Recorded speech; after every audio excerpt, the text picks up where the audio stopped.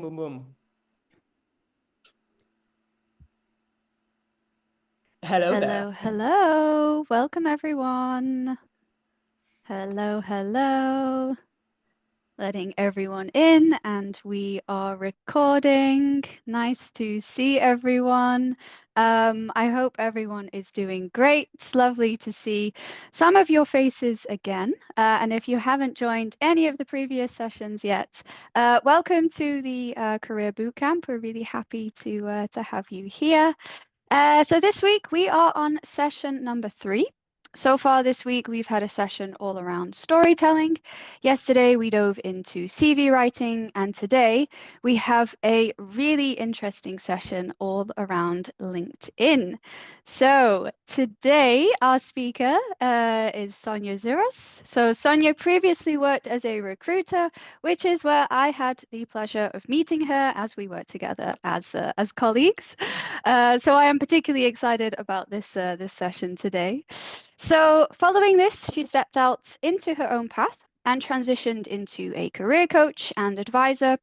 And now she has supported hundreds of people to transition into a career they love. She is also an absolute mastermind of LinkedIn and knows all of the tips and tricks to build an influential LinkedIn presence and how to use it as a tool to reach your career aspirations. And if you are a job seeker, I highly recommend you follow her on LinkedIn because her posts are not only extremely informative, but they are also very entertaining as well. They will make you laugh.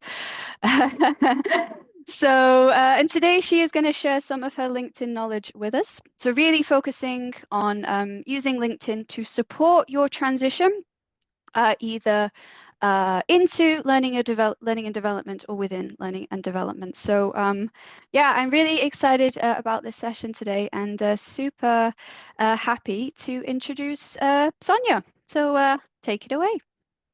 You also thank you for the free marketing. Hi, everyone. Of course.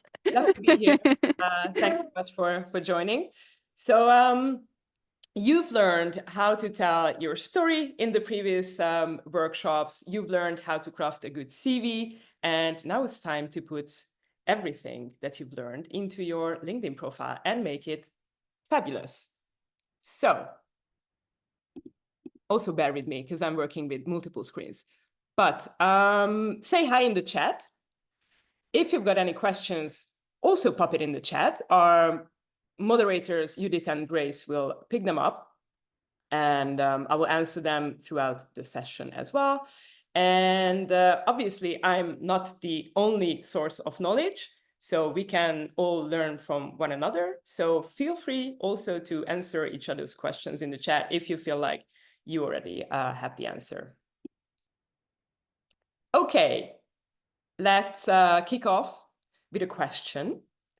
So raise your hand, either your real life hand or your virtual hand, if you think that you've got a complete LinkedIn profile. And I'm looking at the screen, so hands up. Wow, I'm not seeing a lot of hands. A lot of people are joining with the turned off camera. Okay, I'm seeing hands like this. That's my favorite so far. Okay. All right. Some hands are going up very confidently. I even saw 2 hands from one camera. Crazy. All right, very good. Next question. Raise your hand if you think that your current LinkedIn profile is going to help you with landing a job. Ooh, I see one very meek, very shy, like maybe. Okay, 2, 3, 4. Oh, sir, you're very confident. I like that. 5. Okay, good. Some hands are also going up. Very good. So before we dive into all things LinkedIn, just a quick reminder of why we are here today. So this illustration shows what LinkedIn is: the biggest professional networking platform that helps you or can help you with your career progression. That little jolly figure in the middle is you being very happy about the fact that you're part of the community on LinkedIn. This is an ideal scenario. Now, this is what happens when you're on LinkedIn, but you've been ignoring your profile like you've been ignoring your houseplants. So you're on the platform, but with an incomplete profile. Then this is exactly what happens. As you can see, this is just sad, and this is a situation that we want to avoid. But the good news is that that's exactly why we are here. You practically did half of the job already just by showing up. So keep up the good work, my friends. And now, I know that the suspense is killing you all. So without further ado, ladies and gentlemen, and of course everyone in between, let's talk about all the components that can make your LinkedIn profile fabulous. This is going to be quite an interactive session. So I'd also like to hereby encourage you to please participate and engage. So use the chat, or if you're very brave, go ahead and unmute yourself to answer this question. We are going to go through all these pictures and discuss them. Question is, what is your first impression when you look at the very first picture? So don't think about it too much. Just give me whatever pops into your mind, unfiltered. It's not a tricky question, promise. What's the first impression? Grayscale, corporate. I'm also looking at the chat. Boring. Oh. Looks good, bit serious. It seems more professional model.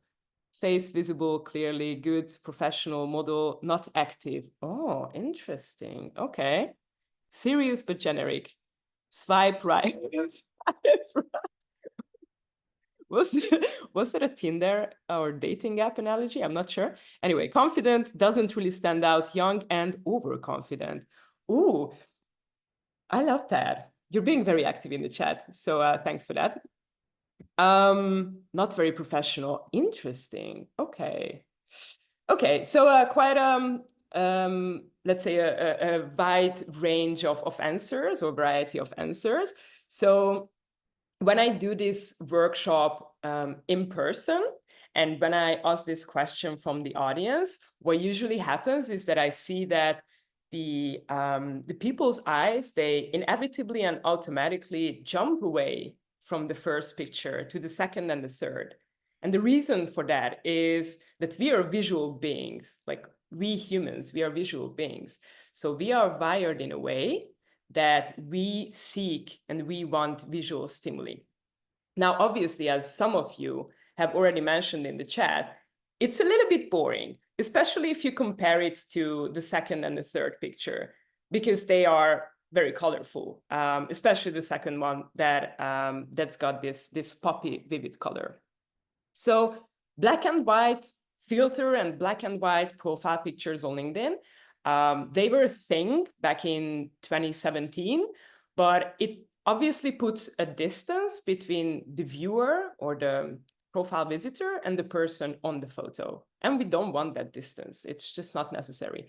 So this is sort of my way of saying that having a black and white filter on your photo will take away that personal touch and will give it a more corporate, kind of soulless vibe. So I personally wouldn't recommend it. But what about the second picture? What's your first impression? Freelancer, dynamic, fun, friendly. I love how much you can deduce from just one picture. Freelancer. Okay, good energy, childish. Huh. Love it, dynamic, not corporate, approachable, warm, person works in creative, professional, warm, friendly, tech. Oh, I love that. Positive, open-minded, colors make her stand out, memorable. Okay, approachable. So friendly and cute. Oh, was this again another Tinder analogy? No one knows. But really nice. So again, I really like this exercise because I think it clearly demonstrates and it shows you how much difference a profile photo can make. And I also very often get this picture or I get this question from job seekers like, hey, Sonia, but this is just a profile picture. Like, does it really matter this much that we actually have to talk about it for minutes and we have to have like an own dedicated slides to discussing profile pictures, but as you can see, yes, it matters greatly. So how about the third picture? What's the vibe there? What's the first impression? Stock image. Okay, corporate. Seems like a fake picture. Aww, cropped. Yes, it's cropped. I cropped it. He works in HR. Aww. AI, approachable. Not an AI picture, but it is a stock image, approachable, consultant, influential, professional, corporate kind. Right. So I like to showcase the third picture, sort of to have a comparison with the first one, because you see that it's more or less the same vibe. Like both dudes probably work in a consultancy. I'm just assuming here, I don't know them. But the fact that the third picture has colors, that already makes a massive difference if you compare it to the first one. I would listen to his podcast. That's hilarious. I would also listen to his podcast. Probably his podcast would be centered around how to become filthy rich. So yeah, good vibes, good stuff. Thank you for your answers. So let's move on. So the next thing on your profile that can easily grab the attention is the attention of the viewer is the banner. So again, question to all of you: what's the vibe that you're getting from the first banner? So that is the default LinkedIn banner, right? So that's the banner that you have when you register on LinkedIn, and then ignore your profile. Don't care.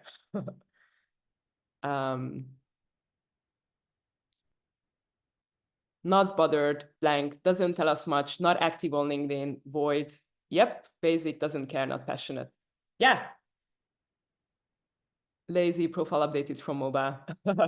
Exactly. So the vibe that the first banner is giving off is essentially that this person obviously didn't attend my workshop on LinkedIn. That's mistake number one. Mistake number two is that, well, he just doesn't care about having a personal brand, or he probably doesn't know what benefits it can have to have your consciously crafted personal brand. And obviously, he is also unaware of the fact that whenever someone visits his LinkedIn profile, the banner is going to be pretty much the first thing that the visitor sees. So this is a really great opportunity for all of you to showcase your added value and talk a little bit about your expertise. And in the next slide, I will show you how to go about that. But before we jump to the next one, I also want to discuss the second banner. So that's Anitra's banner. And she was very bold. So she decided to have a quote from herself on the banner. So what do we think about that? Let's send him the link. Sorry, I'm also just reading on the chat. Could be bigger. Quote someone else. Fair. What else? Too busy, struggle to read the quote, not optimized. Okay. So this is an example. She has a position, pretentious.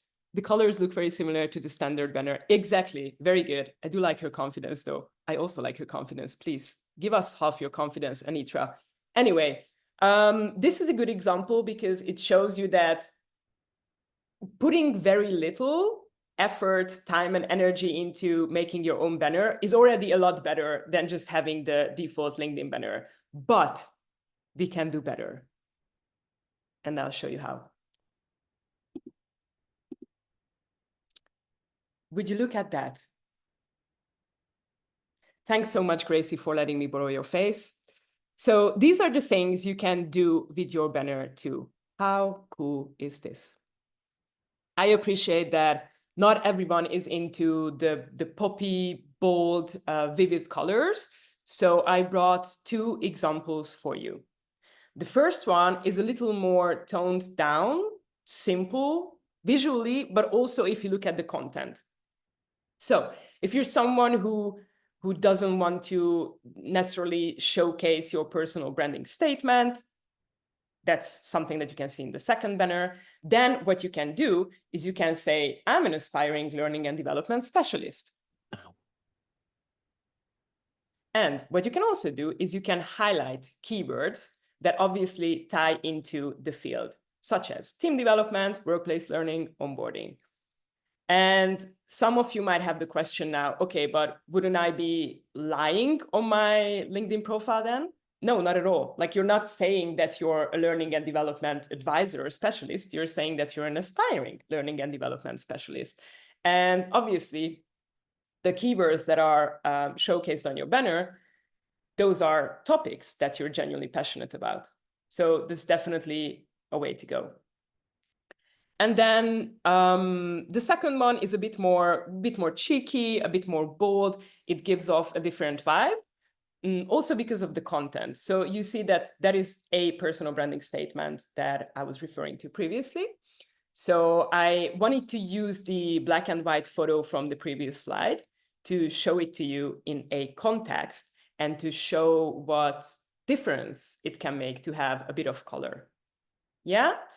So that's all about the visuals on your profile. And there is one more teeny tiny thing that I want to tap into, and then we'll have a pause for questions, because I know that you might have some. Okay. And that teeny tiny thing is your URL. So I'm not sure if you're aware of this, but you can edit your URL link. And I know you probably didn't see this coming, did you? But details matter. So what is your impression of these URLs? Again, chat is open for you, so pop in your answer. What do you think when you see the first URL versus when you see the second one? What's the impression? Second one looks more professional. Second one is more professional. First one looks suspicious. Okay, fair enough. So the first one is a URL that is automatically generated by LinkedIn. So whenever you register on LinkedIn, you probably have a URL that's very similar to the first one. But if you edit it, then you can turn it into something very neat and professional that gives me the impression that this person obviously cares about their personal brand and obviously cares about how they come across. So if you do not have your URL link edited already, then this is your cue that it matters. And after the workshop, you should do that. Okay, time for questions. Gracie, Judith, will you let me know if you see any questions coming in or if I can just carry on?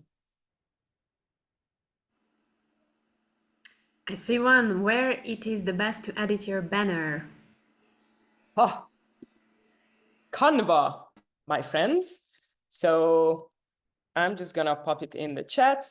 There is this amazing free website, canva.com. You only need to register with your Gmail, and then you can knock yourself out. I think there are like 20,000 banner templates. So yeah, you can definitely spend your entire weekend on trying to find the banner that reflects your personality. How can we change our banner to a more personal vibe without losing the corporate vibe of the company we are in? So should I answer all these questions now, Grace and Judith? Well, because I see 4 now. Yes, if you have the time. I mean, in your content. Maybe not all of them. So our idea is that I'm gonna answer some questions, and if you feel after the workshop that your questions were not answered, then you can send them over to Judith and Grace, and then they will forward them to me. Should we optimize for PC and mobile? Yes, that's a good question. So keep in mind that if you edit your banner on a desktop, and if you have a look at it in your mobile, it's going to have different ratio. So sometimes if you have a text on your banner, sometimes when you open your LinkedIn application on your phone, the text is covered by your profile picture because it's different portions. So if you change your banner, have a look on the mobile application and make sure that your banner is also visible on the phone application. I think what I'm gonna do, because I see that the rest of the questions are quite long, and I think that I could talk about them for a long time. So I think what I'm gonna do is I'm gonna carry on with the presentation, and then if at the end we have some extra time, then I'll answer them here. If not, then I'll answer them after the workshop. Yeah? Cool. Okay. All right. So next up is your headline. So if you don't edit your headline, LinkedIn will take your current job title and make that into your headline, right? So this is just an automatic LinkedIn generated headline. I brought these two examples to show you what it is that you could do and should do with your headline.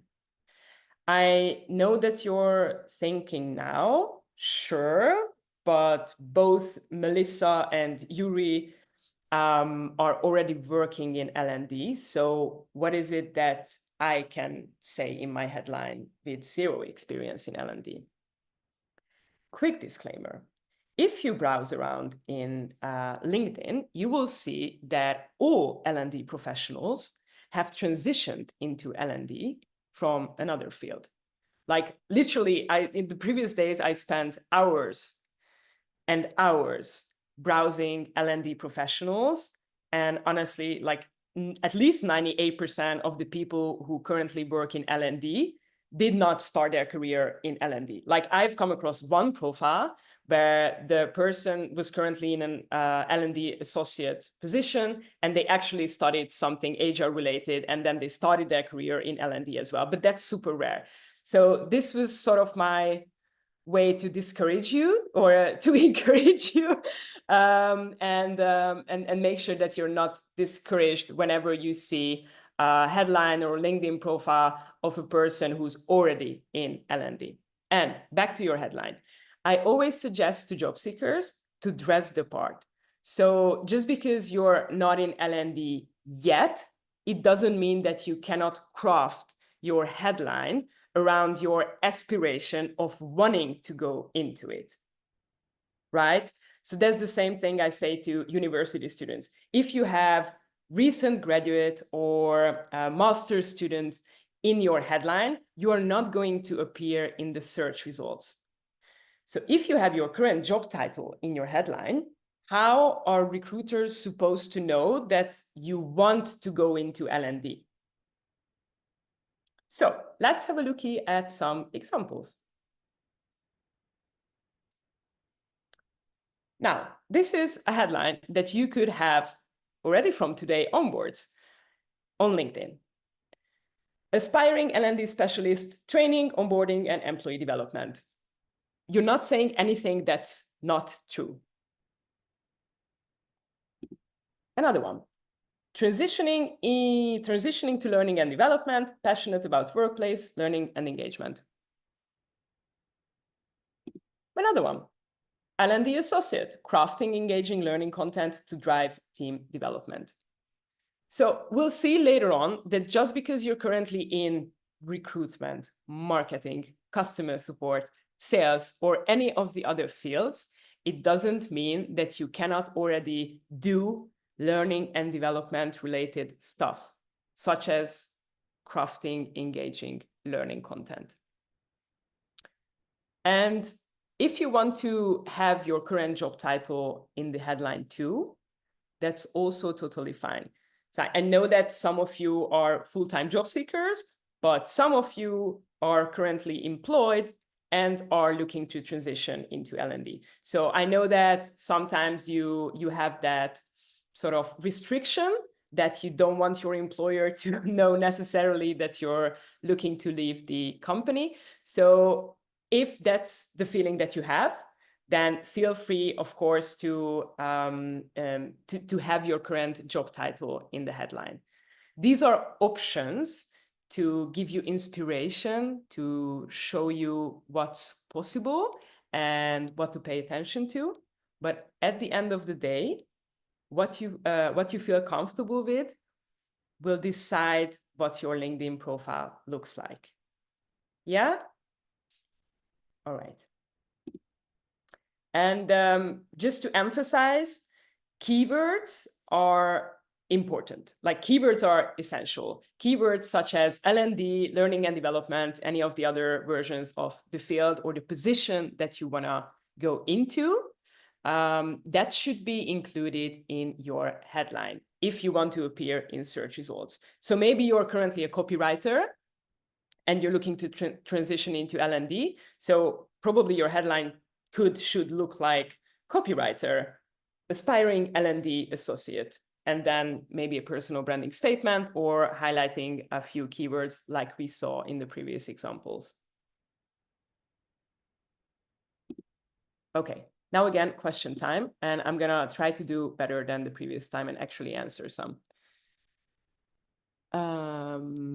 So Judith and Grace, let me know if there is anything pressing. If not, then I'm just gonna scroll through the chat and see if I find a question that that I like. Yeah, I think usually it just takes a couple of seconds to, you know, type them in and maybe think about it. So let's see. I have a question. Yes, go for it. So you were talking about the headline, right? Yes. So one thing I've seen is that people put what they do there, like growing communities to do blah, blah, blah, which is not the position.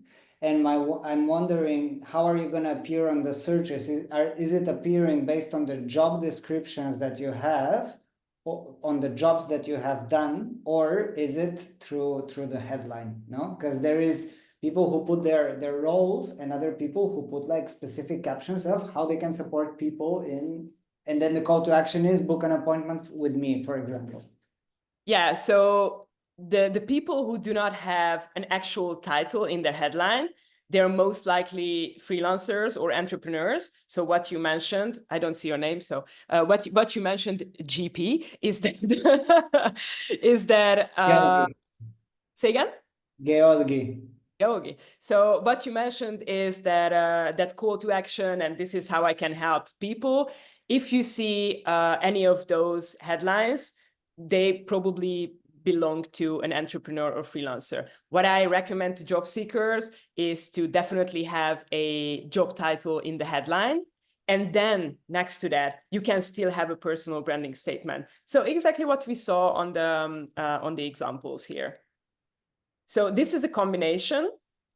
Like you see, aspiring L&D specialist, there you have the job title, or L&D associate. And the third one, there you have the job title. Transitioning to learning and development, again, there you have learning and development. So what you have to imagine is that when recruiters go out on LinkedIn and headhunt, they type in certain keywords. So obviously, if I'm a recruiter and I'm looking for an L&D associate, I'm going to type in learning and development, L&D, onboarding, training, yada, yada, yada. So all the keywords that are also probably showcased or written in the job description as well.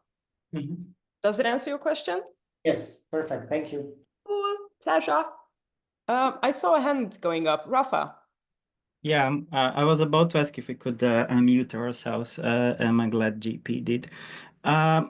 You mentioned about using keywords, right? In I guess in the whole profile, maybe.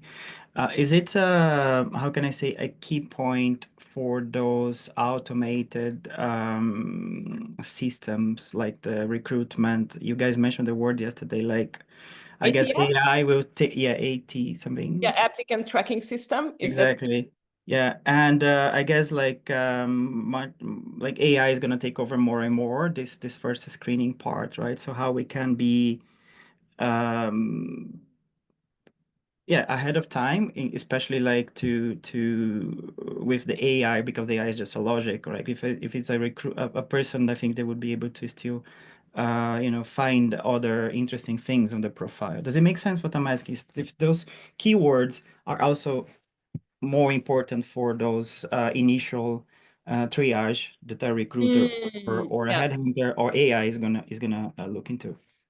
So when it comes to your CV, and as far as I know, you had the session on the CV yesterday. So when it comes to the CV, then ATS, so applicant tracking systems, they are actually relevant. But this is also a disclaimer: applicant tracking systems are not going to reject you. It's going to be a recruiter. If you see that you apply for a job and you get a rejection letter like within 10 minutes or 5 seconds after hitting that apply button, usually what happens is that there were some questions in the application process that you had to fill out, and probably you did not meet some basic requirements in terms of location or language, and the applicant tracking systems are used there in a way to auto reject candidates who do not fit the basic requirements. But applicant tracking systems and AI currently are not used to filter your LinkedIn profile or screen your CV. Not in Europe. In the US and Canadian labor market, it's a different situation, but let's not go there because that's an entirely different topic. But yeah, so when it comes to your LinkedIn, keywords are important because recruiters will skim or scan your LinkedIn profile, and keywords are also important because they will help you appear in the search results. Yeah? Cool. Awesome. Any other questions? We did have a few more in the chat. There was one specifically about the picture, the profile picture. Any advice on the cropping of the profile picture? Better to have power pose or zoom in on the face? Power pose. I love that. I mean, I think it's probably better to dedicate like the biggest chunk of your photo to your face, just because that's the most important bit. And usually when you see a profile picture where like the shoulders and the chest also shows, and someone is standing like this, like cross-armed, obviously then nonverbal communication, meta communication kicks in. So then again, when I ask you like, what's the first impression of someone who stands like this? It's not going to be that, oh, this person is very approachable. It's going to be like, oh, I'm not sure if I want to reach out to this person or if I dare to reach out to this person. So if you have a photo that was taken by a professional photographer, but you happen to stand like this, so cross-armed, then I'd definitely recommend you to crop the photo. And then so it would only show your face, like neck and above. Does that make sense? Cool. All right. I'm going to carry on then, and then we will have some more breaks for your questions. So now, I know that you cannot pay attention to me and the slide at the same time. So let's get it out of the way. I'm going to go ahead and read it out loud for us. And this is an example of a good summary section. So if you have the LinkedIn profile in front of you or you're visualizing it, we spoke about the profile picture, the banner, the URL, and the headline. And now we are scrolling a little bit further down, and we're talking about the About section, which is essentially your bio. So as someone who's always had a keen interest in people and culture, I found my true calling in the field of learning and development. Inspirational. With my background in psychology and business, I've gained a unique perspective on how to motivate and engage individuals in the workplace. Good for you. It makes me happy to help organizations and people grow through learning and development and unlock their full potential. I truly enjoy connecting with people on a personal level and creating customized solutions that work for them. My ultimate goal is to drive positive change and help people achieve their goals. And the last sentence. So use your summary to show why you are passionate about learning and development. And yes, Brené Brown TED Talk, thank you very much. I will take that as a compliment. And highlight any transferable skills. Okay, so use your summary to show why you're passionate about L&D and highlight any transferable skills. Probably at this point, whenever you hear transferable skills, you want to lay down on the ground and cry a little. That's okay, but just bear with us for a few more sessions.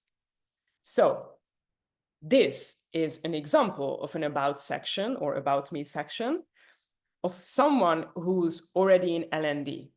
So I know that you probably have the question, yeah, this is great, but how can I tap into my transferable skills and how can I showcase my potential if I'm currently not in an L&D position?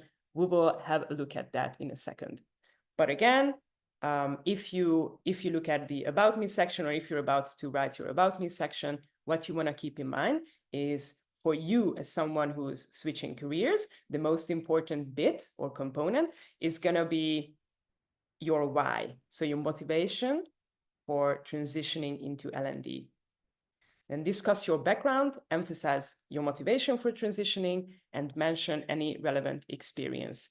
And here, when I say any relevant experience or experiences, you could think of mentoring, or creating resources, or leading training, or giving workshops. It's a wide range of things that you can mention here. And what we are missing from this About section is a call to action at the end. So there's just one tiny sentence that encourages the visitors on your profile to feel free to reach out to you. We'll see an example for that in a second. So this was specifically written for career switchers. Let's see. Hi there, I'm Jane. Having worked at 2 startups, I've seen firsthand the impact of effective learning on engagement and performance. My journey in marketing, so we know that this person is currently in marketing, where I crafted targeted messaging, led product trainings, and engaged diverse audiences, has fueled my passion for helping others grow, which has driven me to pursue a transition into learning and development. This is a section that describes her why, her motivation, right? Next bit. In my marketing roles, I often found myself creating resources that simplified complex concepts, from designing onboarding materials for new team members to leading workshops on brand storytelling. So you see that the experiences that she talks about, they are not strictly L&D topics, but they are related to L&D. So they are these L&D-like aspects of her job that she talks about. These experiences have given me a solid foundation in communication, instructional design, and content development, which I'm excited to use as I transition into L&D. Transferable skills. Don't hate me. And the last bit, I'm especially passionate about building engaging, accessible training programs that empower individuals to reach their full potential. Always happy to connect with L&D professionals and exchange insights as I make this career shift. And that is an example of a call to action sentence. Yeah? So I know you probably have some questions around writing a bio. Let me just walk you through the next bit. That's going to be the experience section, and then we'll have a break for the questions. I know that personally, I find the About Me section, or writing the bio, the most difficult and challenging part in the LinkedIn profile. So, experience. Again, this is an example of a good experience section. What makes it good? It's concise. It's only 5 bullet points. And the person mentions all the relevant stuff for L&D. Easy, because they're already in L&D, so duh. But still, have a look at this. Get inspired. start thinking about all the aspects of your job that are related to L&D that you can showcase in your LinkedIn profile. And in the next slide, I will also, or next slides, I will also show you how you can craft your experience section. So let's just have a look at this. Designing a management and leadership training program for new managers, creating infographics and video for training material, using AI tools to create video modules, managing a leadership program for senior managers, yada, yada, yada. Your typical L&D job, basically, like no surprises there. So what is it that you can do? You can highlight transferable skills in your experience section. In your previous roles, emphasize responsibilities that really align with L&D skills. So you could highlight projects where you onboarded new employees, in the sense that you train them when they joined your team. So you do not have to be an L&D specialist or an L&D associate in order to onboard new employees. Maybe you work in the customer support team or the sales team, and you are the go-to person whenever someone new joins the team. You are the responsible person to train them, mentor them a little bit, show them the ropes, and so on. If you do that, that's definitely something that you want to showcase in your CV and in your LinkedIn. Or maybe you mentored or coached team members. Again, very similar. Maybe you're the person who came up with the idea of having knowledge sharing sessions every other week with your team. That's again something that you want to showcase in your experience section. Or perhaps you developed materials or documentation. This could be a part of literally every job. I think like literally every job has this aspect of having to develop materials or documentation. Again, this is definitely something that you can and you should showcase in your experience. Or maybe perhaps you conducted training sessions or workshops. Giving you an example here, you were maybe a member of the Diversity and Inclusion Committee or a member of the Internal Sustainability Initiative at your company, and you delivered workshops, you led meetings, you onboarded new members.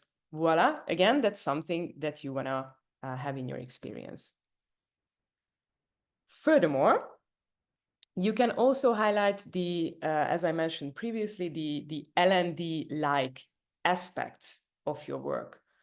For instance, designing onboarding materials that improved new employee understanding of team processes. This is just a very fancy way of phrasing that you helped someone new come into the organization. And maybe you did the extra effort because you had some extra time during your work week and you decided to put a presentation together that comprises 5 slides. Again, that's something that you can showcase in your experience section. Or maybe you led a weekly team coaching session for 5 people. Then you even have a quantified data that you can write in this part here. And besides highlighting projects, you can also wait, where am I saying? 5 people. Sorry, just having a look at my notes. Yes, if you're creating content or modules on your own, maybe you're really into writing, so you like to create or write articles, blog posts. Maybe you're into making videos. You like to create video content. That is again something that you want to write down in your CV and in your LinkedIn profile. And if you're now thinking, shit, nothing I've done is even remotely related to learning and development, that is okay. You are now at least aware of all the things that you should do moving forward. Transitioning into a new field is a process. But just to encourage you, I'm sure that there are already a million aspects of your current or previous role that you can highlight in your CV and LinkedIn. So let's see an example for that. Okay. So this person currently works in marketing, copywriter at Binder. She says, led presentations and workshops, presented campaign goals and strategies to cross-functional teams, making data accessible and actionable. This is an L&D-like aspect of the job. The second one, adapted communication for diverse audiences, tailored messaging to different departments, building a foundation for inclusive training. And she did that while she's a copywriter.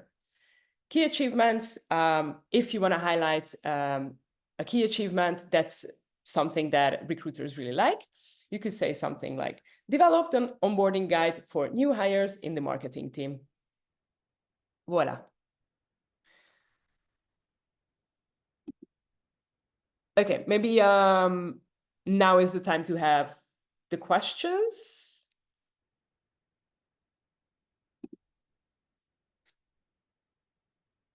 Help me out, Judith and Gracie, because I see like 20 messages in the chat. Yeah, just taking a look here. Do you recommend using our own voice or more corporate version? Very good question. Definitely your own voice. Being authentic shows and is going to make you stand out. So we are all tired of the corporate bullshit. We are all tired of that.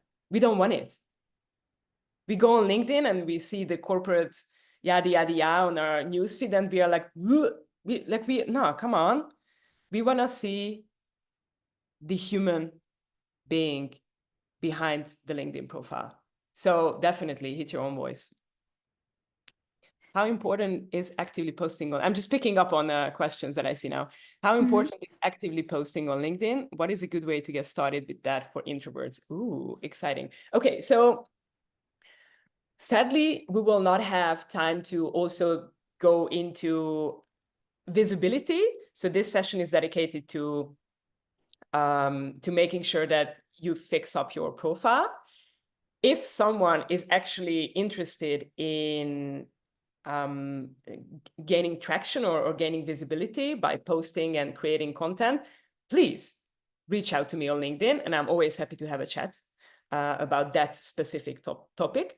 Because I'm like, this question is a little bit vague in the sense that I'm not really sure how the fact that you're an introvert is impacting your ability to create content.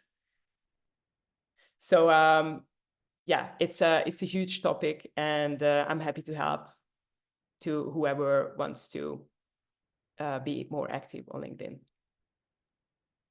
But I see another response to this. I started reposting from other people, adding personal small comment. I think this is a very nice way to ease into it. So I could definitely recommend doing that initially if you feel that being an introvert limits your ability to show yourself. There was a question regarding the experience. How long should the experience section be, like per role?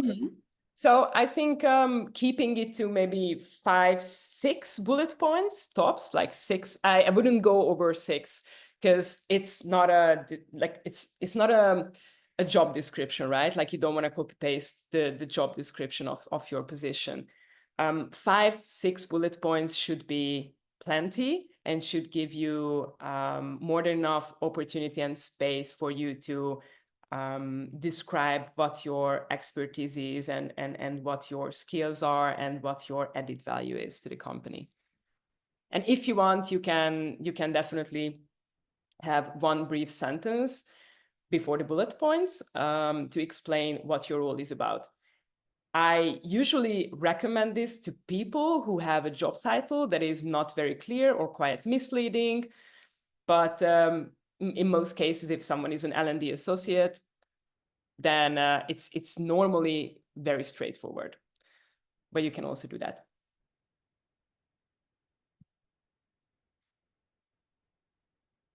Some of these points feel like they can be included in a CV. Yeah, definitely. I mean, there is there is going to be an overlap between the content of your CV and your LinkedIn. So that's definitely going to be the case. Should you also do this bullet point style in the section and years where you were unemployed? I'm trying to comprehend the question. Can someone rephrase this? You were unemployed for 2 years, okay? And then do you mean that you, but so do you mean if you should showcase that you were unemployed in your LinkedIn? Okay, yeah, no, I see that. I mean, it's totally up to you, whatever you feel comfortable with. So if you want to say that you were unemployed for whatever reason, or you were doing X, Y, Z in those 2 years, you can do that, because especially now, because LinkedIn introduced, I think a year ago, this option of having a career break or going on parental leave. So you can actually have a section as such in your experience. But if you say, I don't actually want to talk about the fact that I was unemployed for 2 years, that is also fine. Then you literally just skip that bit, and then your roles will be like, this was your role before the unemployment era, and then that was your role after. That's it. So it's totally up to you, whatever you feel comfortable with. Yeah. Okay. Nice. I think we can move on now, and then if there's time at the end, finish up with any questions. Sounds good. So the last bit that I wanted to chat about is the skills section on your LinkedIn. The algorithm likes skills. So that is also the reason why we spoke about keywords. The algorithm likes the consistent mentioning of certain words. That is going to help you rank higher in the search results. My recommendation, because you can add up to 100 skills, I wouldn't do that. I would add 5, maybe 10, but I'd say if you add 5, that's already enough. And what's important here is what you can also see that's highlighted on the slide, is to get endorsements.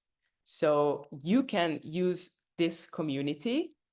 There are hundreds of people, or like 60 people, close to 60 people in this call only. So you can definitely ask around and just message some of your peers and be like, hey, can you endorse me for this skill? And that will help you rank higher in search results. Very straightforward.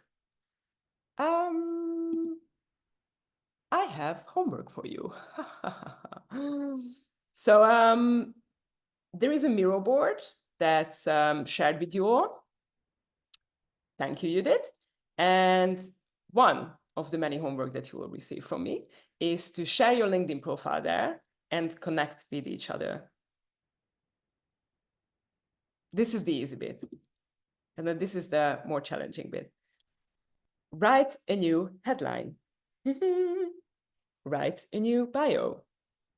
Change your banner. 3 things.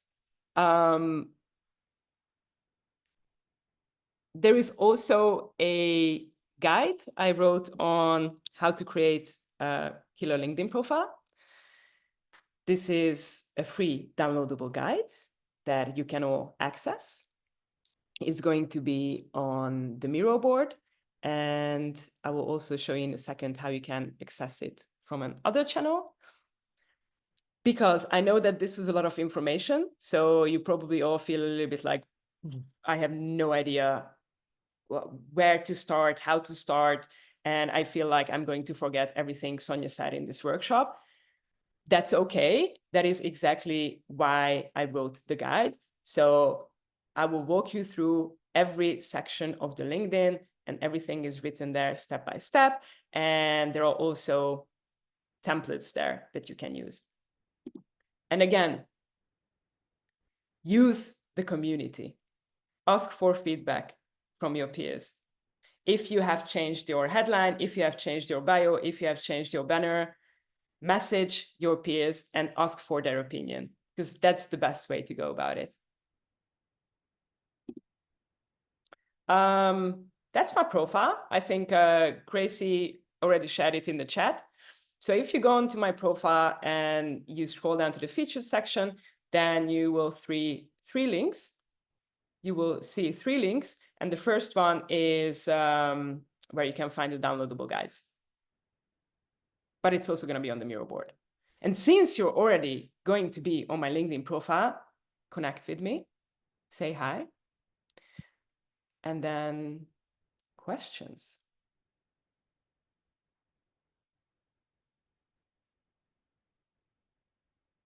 Oh, before that, I also have a question for all of you. Raise your hand if you think that your LinkedIn profile will now help you land the job. Damn, bam, bam. Up they go, up they go. Love that. Fantastic. Love the enthusiasm. Nice. Thank you, peeps. Okay. We have a question from Rafa. How relevant is the recommendation section in LinkedIn? Very relevant. So if you Yeah. can, if you can get a recommendation, get a recommendation. Honestly, I always suggest messaging your previous managers or colleagues, whoever you had a good relationship with, and just ask them to write a recommendation.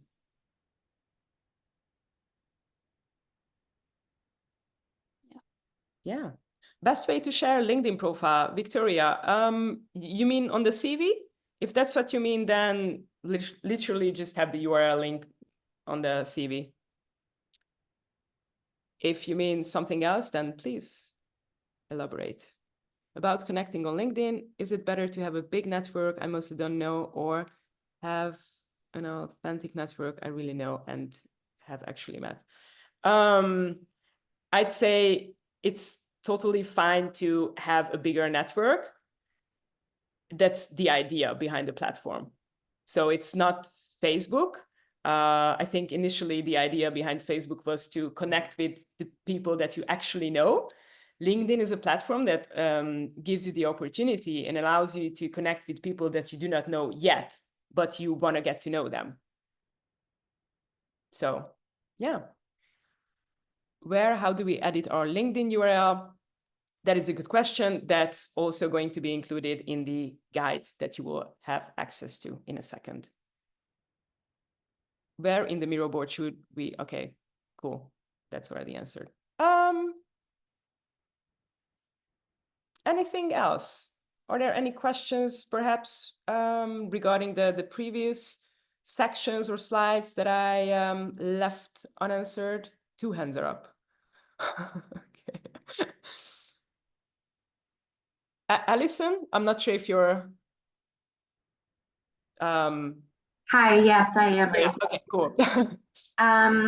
Yeah, I kind of have like an ethical question when it comes to like the experience section on LinkedIn and also on the CV. I find that my last role over the past maybe 3 years is all L&D. It's all transferable. Like I worked in a lot of change management within schools, like in leadership and leading workshops around this and like strategic, like systematic quality work. And I think it's all transferable. However, my title was like vice principal or learning coordinator or like interim principal.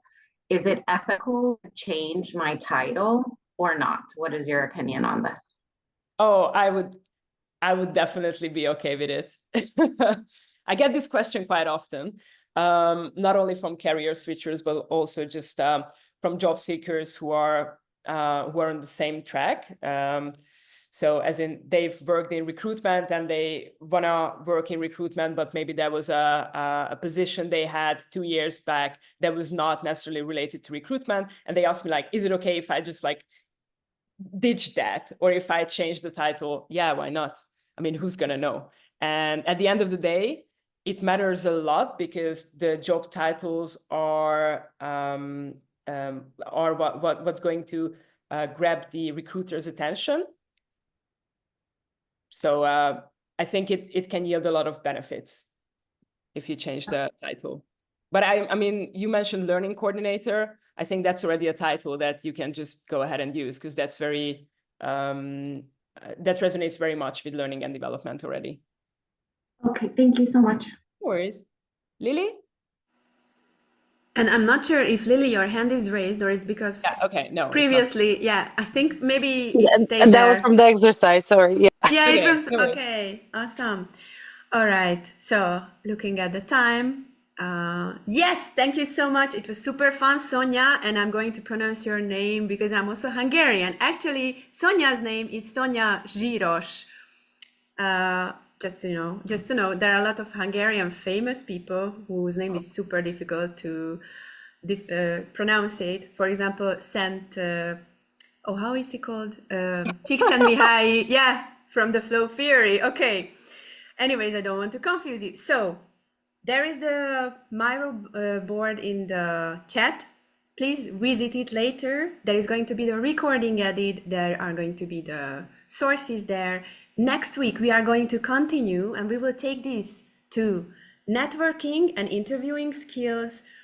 We really hope we answered all of your questions. We are going to take a look again at the chat. Thank you so much for being with us. And remember, there is still this opportunity to have your CVs checked. And you can find some information about it in the LinkedIn group or on the Slack channel. Or if you are on neither of them, I hope that doesn't happen, but if it happens, please write to us and then we are going to just send you a direct message. What is it that you need to do? Thank you for being so active today also. And I also love it that there is a lot of resources sharing in the chat and ideas and maybe some TED Talks. And we really hope to see you next week. Thank you all. Bye. Bye-bye.